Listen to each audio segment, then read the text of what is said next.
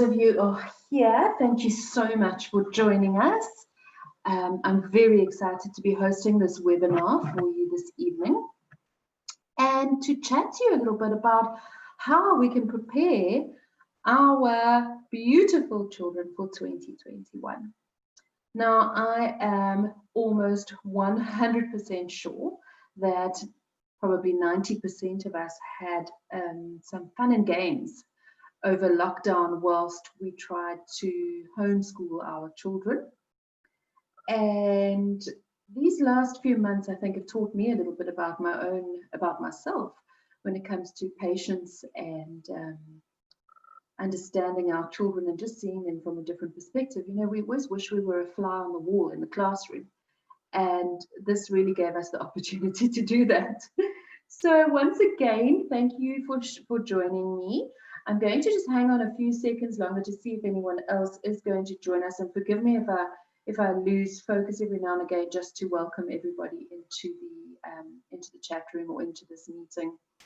So again, going back to our 2020 lockdown homeschooling, what can we do about helping our children now after we've been able to see what could be happening in the classroom whilst we were homeschooling? So I'm going to show you some steps to take to help your child prepare for the 2021 year. Now, to me, this is going to be crucial for their success, and it's so exciting that we are able to help you in advance and get them sorted. I love that. Sorry, I'm trying to get comfortable because I'm obviously going to be chatting for a while.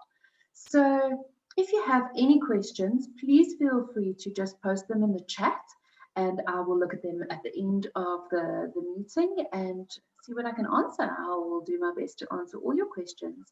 Alternatively, you can get in touch with us. If you have seen our website, you'll be able to find all our contact details there. So moving on, I am going to just quickly go on to our next slide for you. And just what I discussed earlier, what can we do now to help our child prepare for 2021? Right, well, we don't have all the answers, but maybe we have some that can just guide you in the right direction. So, mums, dads, teachers, carers, everybody out there, do any of these things sound familiar to you? Does your child struggle to start tasks on their own? And I want you to think carefully about when you were homeschooling or when you were teaching at home, and perhaps you used Google Classroom, or perhaps the teacher sent some information that you were able to teach your child. Perhaps you could pick up packs from school, whichever you dealt with over that period of time. Were you able to just leave your child to complete the task, or did you constantly have to repeat it yourself and ask them to get their books and start with their work? How many times did you have to do that? Could they work without supervision? Again, could you leave them on their own and say, that's what you need to do, thank you, goodbye, you should be able to do this by yourself? So when you leave your child alone when they do their homework, so they can start, did they start doing something else? Did they start staring out the window? Or did you have to constantly keep a watchful eye to make sure they were actually doing their work? What were the interruptions while they were busy with tasks? So what it would look like in that environment is while they were doing their homework, did they get up several times? Did they ask if they could go to the toilet, or could they have a drink, or I need you to do this, or I need to do that, or anything that perhaps kept them from really just getting stuck into that task? So was there an inconsistency in the quality of work? Now, when in a classroom environment, that would look something like when they started learning their spelling on Monday and you tested them, they managed to get all those spelling words right. But when you tested them again on Wednesday, they got some of the spelling words wrong. That means there's an inconsistency for that specific thing. Please bear with me while I just welcome two people to our, if you've just joined us, thank you so much for being here. We are talking about how to prepare your child for the 2021 school year. And I'm just mentioning a few little things about what you might have found while you were homeschooling during lockdown. So what I wanted to say was, where was I? Okay, so inconsistency in the quality of work that you may have seen.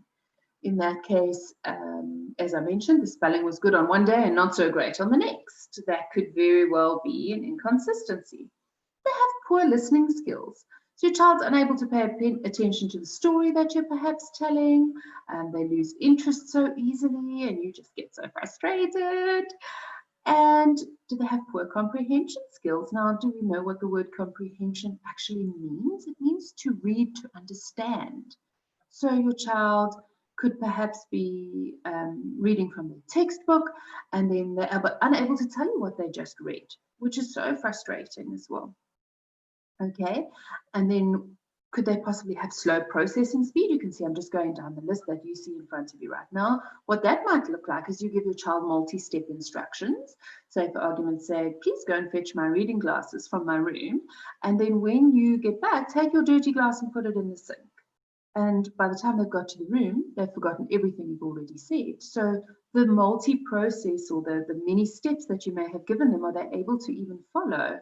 That's a perhaps slow processing speed. Could they filter distraction? So what it would look like in that classroom environment again is that your child is busy doing their homework and the television is on in the background. They're unable to concentrate on their work because of the sound. That's so obvious in a lot of situations. If I think back to when I was studying at school, my dad always used to say, how can you study with that loud music on? And there are so many children that can't do it. They're unable to study with noises in the background. So could they filter distractions, or were they really distracted by any noises? Were they unable to sit still? Oh, that's a tough one, because your child's doing their homework, they tap their foot, they get up from their chair several times, they squirm and squeal in their chair.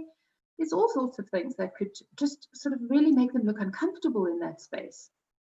Perhaps a lack of impulse control. Does your child, while playing with other children, not really think, and maybe they don't wait their turn, which is really quite frustrating for you as a parent as well, because that's what we try to teach them. Do they have poor handwriting? And that was something I know I shouted about all the time during lockdown. I'm going to tear that out and you start again because it's so untidy. Your child might write a couple of sentences that are super, super neat. And then you look again and the writing has just, really gone backwards and it's awful. Perhaps they may have had a poor memory that you picked up. What it would look like is that they, while we're doing maths homework, they remember the numbers they need to add, so 11 and 20, but they can't recall what the instructions were. So what were they supposed to do with 11 and 20? Were they supposed to add them, subtract them? I can't remember. And then perhaps they couldn't remember details. And by that, we mean, well, your instruction was to color in red and add green dots with orange lines. But the only thing they remember is color in red. And the orange lines and the green dots are gone, or nowhere to be found, because they didn't do that. There's no detail.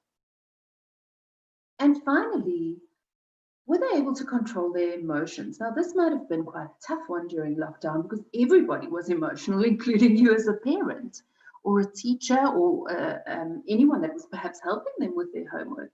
So that would look like, let's say during lockdown, well, we didn't take our children out, but maybe now, in today's world, now that they're back at school and things are happening again, maybe you go to a grocery store and your child doesn't have, and they don't have your child's favorite chocolate in stock. And they just throw an absolute temper tantrum because they're unable to control their emotions. Do any of these things sound familiar to you? Do you, even just one of them might be your child. It might be exactly what we are talking about. So if I move on, tell me, as I mentioned, if you can think to yourself, are any of these my child? The 3 P's of performance we often talk about. Were you able to pinpoint any of these things during your short-lived career as a teacher at home? the 3 P's of performance: poor attention, poor behaviour, that eventually leads to poor school results. And if we don't get on track now and give our children the opportunity to have a head start for 2021, what's going to happen? But we're going to result in a disastrous 2021. And if any of these things are perhaps something that are of concern to you, then your child might just be behind. And we don't want them to be even more behind when they start 2021. So let's see what we can do to help them catch up. Right, so if you have a look at that, that is me when I was young and beautiful. Now I'm a mom and I work too hard, and a mom too hard, and a wife too hard as well. So I like to consider myself an expert in the field of executive functioning coaching, neurocognitive training. And the reason I started this business, and I can talk to you so honestly and openly about it, is because my now 11-year-old son, who is 11 today, in fact, at the age of 5, was diagnosed with executive functioning delay. So all these things that I've listed right now, those were so evident to me in every way when just trying to help him with simple tasks. And I needed to fix it. I needed to help him. And as a mum, and even as an educator, it is such a wonderful opportunity to know that you can find some answers that will guide these children that do have certain difficulties in the right direction. So I'm going to talk to you a little bit about this tonight, and we're going to put you on the right track, and hopefully we can guide you and your child to a fantastic 2021. So I am the owner of BioLink Attention Training in Hillcrest in KwaZulu-Natal. I have owned this branch for almost 5 years. I am passionate about children. I'm passionate about helping them, and I look so forward to being able to just continue this journey as we move on. So, what can we do? Let us tell you what we can do. First things first, we need to assess your child. If you could answer yes to any of the things that I listed earlier on, let's assess your child. Our assessment tool is absolutely phenomenal. So let me tell you a bit about it. It is called the focus. Okay, what is focus, you might ask? To measure is to know. Absolutely, knowledge is power, right? So our focus is a CPT, or continuous performance test. It is scientifically measured, which means there's absolutely no human intervention. It's not my opinion of your child. It is a totally scientific result that is telling me what the computer says. And science, what science says about what their strengths and weaknesses are. So it scientifically measures the performance of cognitive skills. As I mentioned, these are all your executive functioning skills that my child lacked: attention, processing speed, impulse control, and the ability to filter auditory and visual distractions. The results are 100% objective, removing any chance for a biased opinion. As I said, no human intervention, so it cannot be mine or your opinion of your child. And let's be honest, we all think that we all don't want to believe that our children may have a difficulty of any kind. So this is such a fantastic tool in actually being able to be totally objective. So, administered more than 15,000 times, the focus assessment has been standardized and validated twice since 2015. And the assessment has strong psychometric properties and that meet and even exceed the standards for educational assessments. So you can be reassured that we are really getting to the bottom of what we would like to see. Okay. Right. The focus test measures 4 different constructs. So it's 4 areas of concern, if you'd like to say it, not concern, maybe that's the wrong word. or areas that we would like to find out more about when we assess your child. The first one is consistency. Now, in an environment, a classroom environment, or at home, or wherever you might see, a consistency is the measurement of the quality of performing in a similar way in terms of accuracy and responsiveness when having to execute boring and mundane tasks. Now, this is particularly what your child might feel school work is, or a classroom is, boring and mundane. Sorry, teachers, if you are listening. What inconsistent behavior might look like is that your child would struggle to start a task or homework, that they can't work without supervision. Again, we go back to the lists that we measured earlier, that they interrupt themselves to go and drink water, go to the loo, see what their sibling is doing, kick the dog, I don't know, but they do all these things just to avoid having to do any work. So their quality of work is not consistent, and that is straight away what we would see from an inconsistent perspective. So the first thing the focus measures is consistency. It could also refer to something like your handwriting. One day it's neat and the next day it's messy. That's inconsistent. Okay. The second thing that we measure, sorry, that's my fault, I did not share that with you. But the second thing that we measure is, I'm going the wrong way, my mistake, apologies, performance. Now, performance is the accomplishment of any given task in a specific period of time. I'm sorry, when it comes to discuss that with you again. Performance is the accomplishment of a given task measured against preset standards of accuracy and speed. So, being attentive to completing a task accurately and on time. That's what it would be. I've given you the task. This is how much time you've got to do it. Are you able to finish it in time and accurately? Are your answers correct? So overall performance of the individual is measured in terms of being accurate versus being inaccurate and being on time. What underperformance may look like in a child in a classroom environment or homework environment is that they could be a dreamer. So your child is staring out the window while the rest of the class is moving along swiftly with the task. Can they remember multiple step instructions? Remember, we did discuss this in our list earlier. The teacher says, take out your pencil, please get your reader and your ruler, and we are going to start underlining on page 4. Now, when I go back to discussing how I ended up talking to you today, is because this is my child. He would still be looking for the pencil while the rest of them were already halfway through the reader and having underlined all the relevant things the teacher had said. So can they remember multiple step instructions? They struggle to keep up with work, so they keep on taking work home, or they have to stay in at break because they're unable to finish the work in the allotted time. An assignment takes very long to complete, and perhaps they have poor listening skills. They just cannot focus long enough to or focus to be able to hear what the teacher is saying. Right.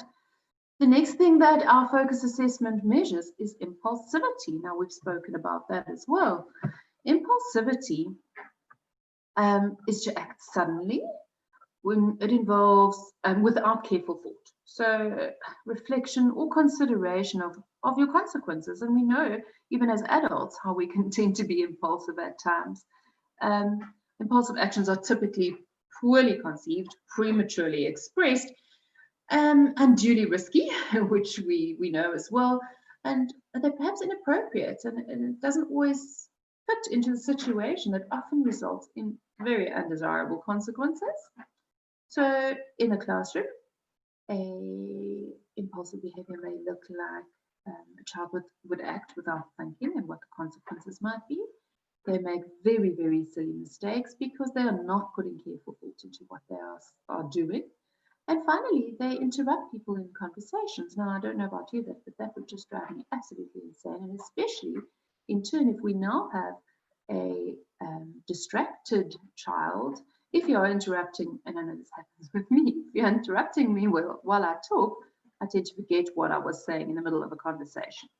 So they would interrupt children. And finally, What the focus assessment will measure is distractions, both visual and auditory. So desired information is being blocked or diminished by certain factors. And if you give me 1 second, I just want to catch up with all my notes. So distractions are the process whereby desired information is being blocked or diminished by certain factors. So thoughts, visual and auditory distractions, very common with people with attention problems. Distracted behaviour in a classroom environment or at home when doing homework may look like where a child's perhaps staring out the window instead of focusing on the work. So again, we go back to that dreamer. They listen to conversations in the other room while they're supposed to be doing their homework, or even in a classroom when another teacher walks in to talk to their teacher, they will be totally distracted by listening to that sound. They need complete silence while they're trying to work because otherwise they are so distracted. Maybe from a visual perspective, a poster on the wall might distract them. Now, we often say to teachers, if they have a very, very visually distracted child, please don't put them in a place where their walls are loud and beautiful. And as much as we know you love your classrooms to be so interactive, a child that has visual distraction just cannot cope with that. So please, as a parent, think about that in their home environment as well, where they are sitting and doing their homework. Are there major distractions? So that is what the focus assessment assesses. And just to run it by you again, the 4 constructs are consistency, they are performance, impulsivity, and distractions. Right, so a typical example of an assessment would look as such. If you see if you see the first 2 constructs, the consistency and performance, these are what we call positive constructs. So in that, the easiest way to explain that would be to say to you, I want you to be consistent and I want you to perform well. So these are positive things. I don't want you to lack consistency or lack performance. So these are positive constructs. The second 2, both impulsivity and distraction, are negative constructs. And these are exactly what I've said, the opposite way around. I don't want you to be impulsive and I don't want you to be distracted. So they are negative constructs, because if you do have a high impulsivity or you do perhaps have high distractions, it is on the negative side. And obviously the 2, consistency and performance, are positive. Negative constructs, but when you do look at distractions, we also just have to consider we really would like the ideal result in distractions to be sort of in the middle of that line. So if you, just to give you a brief rundown, the blue line would be a child, and your child that we had perhaps tested, and there's a slight little purple line, I'm not sure if you can see it on the top. That would be the norm base of all children your child's age and sex. So that would be taken over a long period of time. All that information would have been gathered. So if you look at distractions, just going back to that, with it being a negative construct, we would like to see it sort of in the middle. And the reason for that is because any human being certainly needs a certain amount of distraction. Because if you think about it, and I know this happens often, is that I might say to my son, for argument's sake, if he was watching TV, I go, please come and get your dinner. Please come and get your dinner. Please come and get your dinner. Then eventually I have to shout, come and get your dinner. And he goes, why are you shouting? Because he has absolutely nothing that would distract him.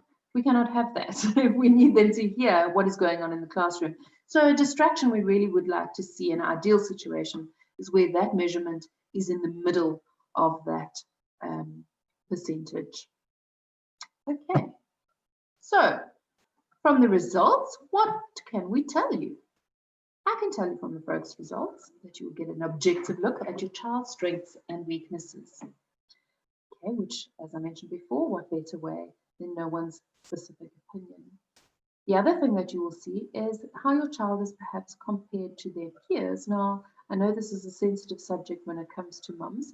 We really don't want to compare our children to anyone else, but This is a positive thing. We need to know where they might be battling, where their weaknesses are. So if we can see that, all boys aged 9 are really in a very good space when it comes to consistency, and my child is way below, we have something that we can work on. Okay, so experience that aha moment.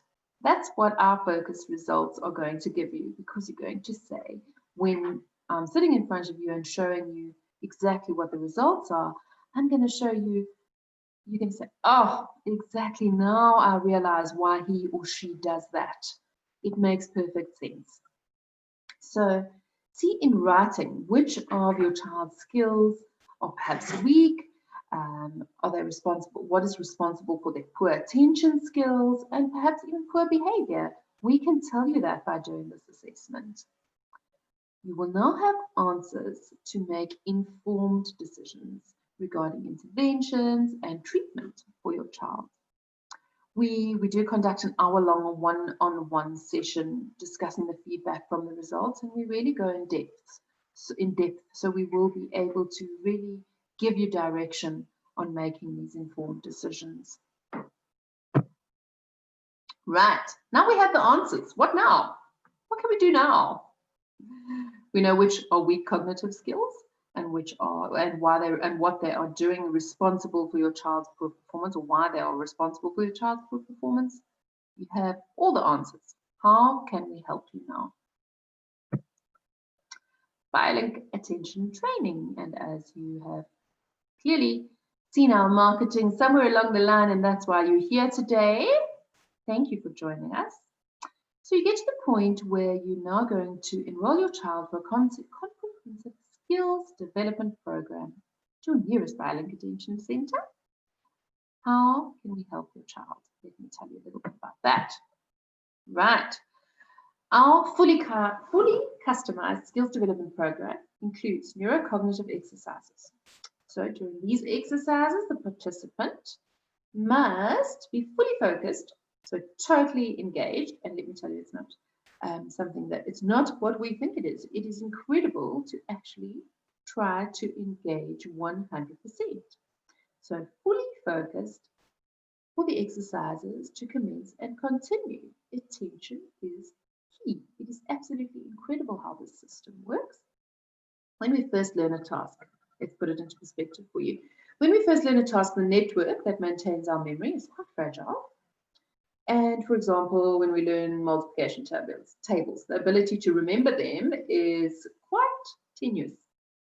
So through repeated practice, the network of the neurons that stores this information grows physically closer to each other.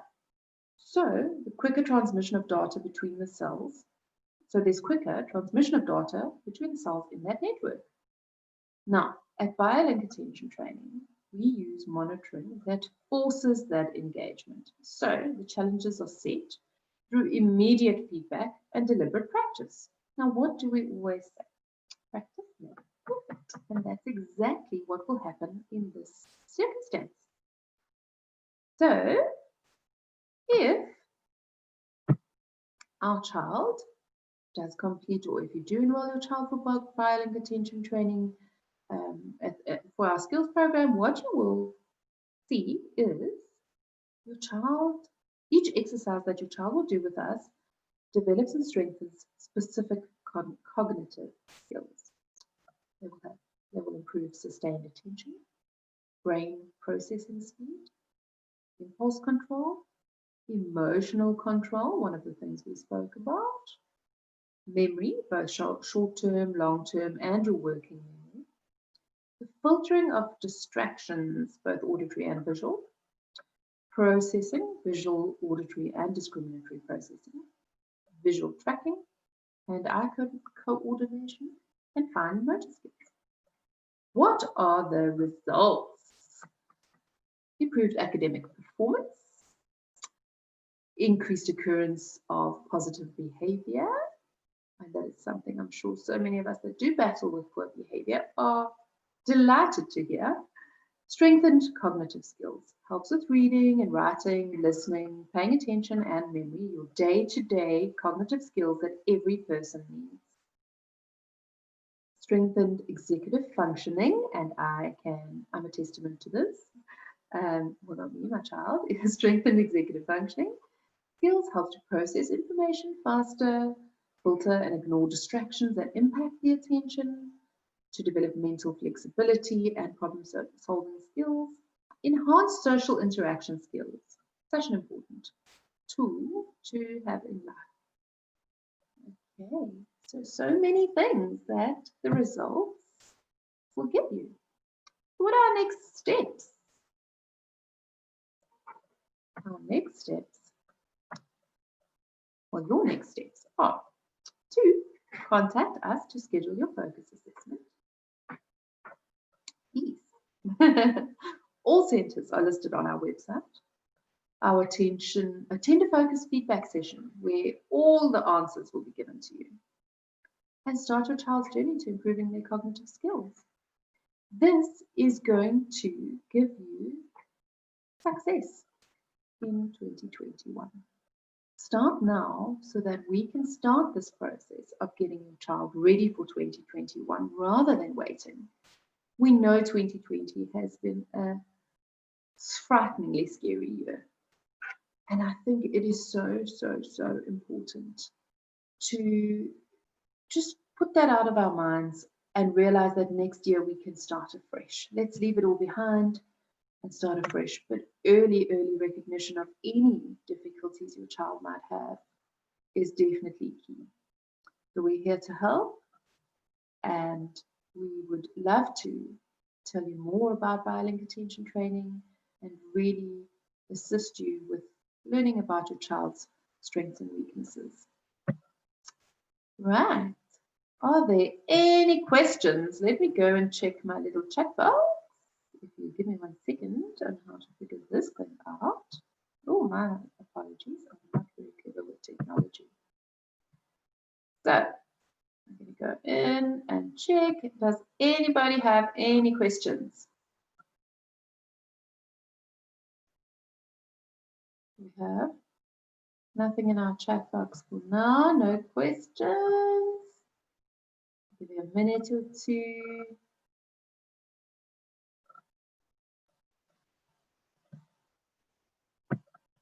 Right. I would like to thank you for joining me this evening, and I hope that we have really added some value to helping you assist your child for 2021. And I look forward to hearing from you. And please, if you have any questions at any time, I will just go back and show you our contact details, and you are welcome to contact us. You can email us on info@biolinkattentiontraining.com. Alternatively, have a look at the website and you will find all our centres listed on the website. So for now, once again, thank you for joining me. I have thoroughly enjoyed presenting this course, and enjoy the rest of your evening. Bye-bye.